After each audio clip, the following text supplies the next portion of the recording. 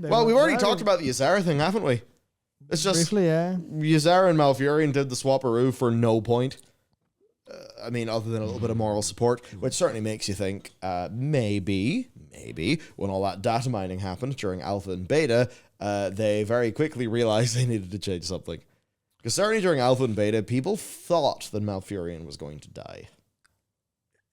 Yeah, I'm very happy that didn't happen. I would have been very, very, very deeply upset. I would have been... What's the term? Inconsolable, I believe. Oh! Inconsolable is one that's term. a good word. I would have been exceedingly, profoundly upset. Now, there is actually good stuff mixed in around all of this, and that is that these are campaign chapters. Broadly speaking, I think they actually work really well, and what's nice about them is they are purely dialogue. And I know for some people like, but WoW is about killing things. I would say that a narrative experience is a part of gameplay. Right, I think we say gameplay first, and we only sort of define that as being you hit buttons, kill things, and get items.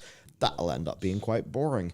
They need time to actually have their characters be fleshed out, and if characters aren't fleshed out, people won't have a good emotional connection to them. So looking at a lot of this content, they've actually done a really good job. They've tried to pay things off. They've tried to actually have characters talk to each other, and they've had sort of frankly, in comparison to in other times, they've sort of had the balls to just tell their story. So as much as the cinematic was certainly a big L in my opinion, what we see here that they're willing to actually give their narrative, give their characters time, room to breathe, is it's just what you would want. Mm-hmm. And also, if you do this as a night elf, you will unlock the white and blue recolor of the heritage armor. It appears as a quest from Taronda.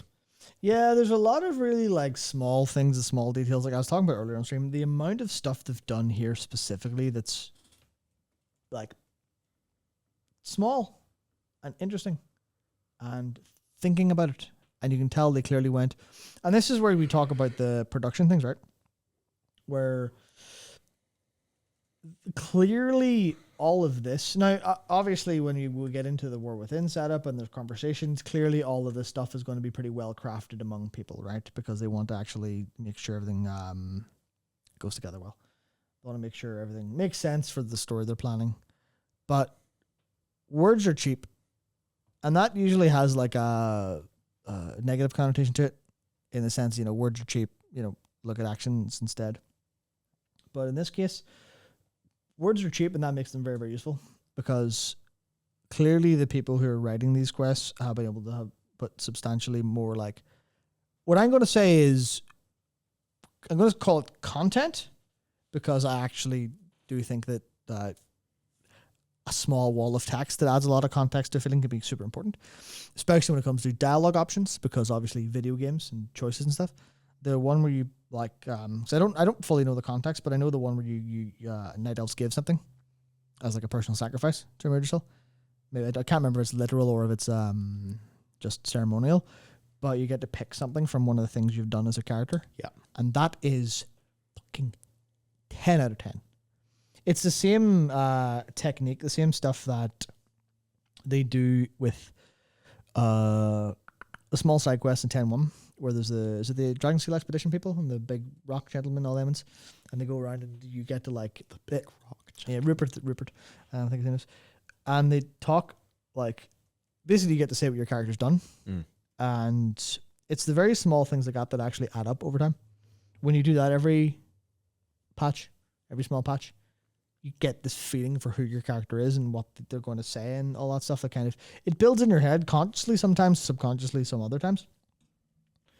And it's the more of these small details they get to put in is they carry way more of their weight than you would expect. The leverage on a tiny detail like that going through to the player's experience is crazy.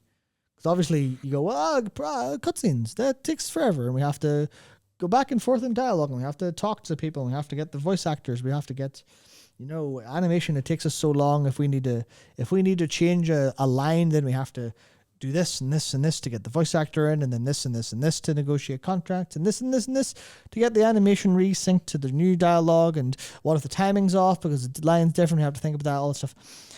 was like, that's completely like, yeah, that's fair. That's expensive. And the thing where they're getting it right is where they are able to have a bit of freedom and have that speed. We'll go, we can just throw in some fucking text. Yeah. I can just type some shit. Just type some shit. And obviously type good shit. Obviously the shit that's typed is good, yeah. Yeah. It's like you look at the blue Dragonflight quest and all of like the tombstone entries and stuff. Or the tomb entries. Are like headstone. That's something for headstone. They're great. And all they are realistically is obviously the person, like the people writing them, go through a lot of effort to write them and research everything, make sure that everything's correct. But at the same time, in terms of this was put into the game, that's what they did. And I go, perfect. Because that did more for me than anything else. So it's like being able to actually leverage that properly, I think, is strong. And that's a case where if we're not even on the topic of the cinematics anymore, if the cinematics were less aggressively bad. God, yes. I wonder what word Matt was going to say. If they're less aggressively shenanigan filled. If they were less aggressively controversial in how the quality differential is. I'm trying to be professional, okay? Like, Ian, help! The quality differential is off the charts. Yeah, like I want that. So like, if that wasn't as bad, if the valleys weren't as low, the peaks would look better. Yes, true. And there's a lot of peaks and there's plenty. I think they're just small peaks compared to very, very big valleys. Which is the problem. That's a bit rough, really, when you get down to it. Yeah, it is. But I suppose, War Within, it will benefit from it not being their first rodeo of this pace.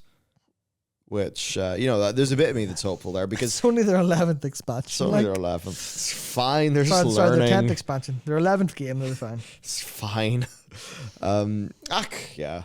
It's clear like a new era of how they're making the game. I think Dragonflight has seen a lot of teething problems. We will have to see if they are just that. Mm-hmm. Only time will tell.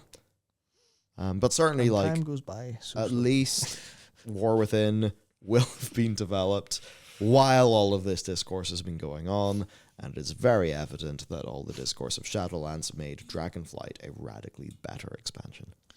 Yeah. And like, I know there's the narrative part that's messy, but like the actual overall value for money of WoW as a gameplay experience, that trend line's just been solidly going up. Mm-hmm. Lately stuff has been getting better and better. You plot the line and it's kind of crazy. Yeah, it is. And you think about War Within, you got your delves. Looks like a statistical anomaly if you plot the line. Like. Yeah. And they seem to genuinely, truly be trying with the next expansion. At least it's a feature set that feels very well calibrated with player desires. Mm-hmm.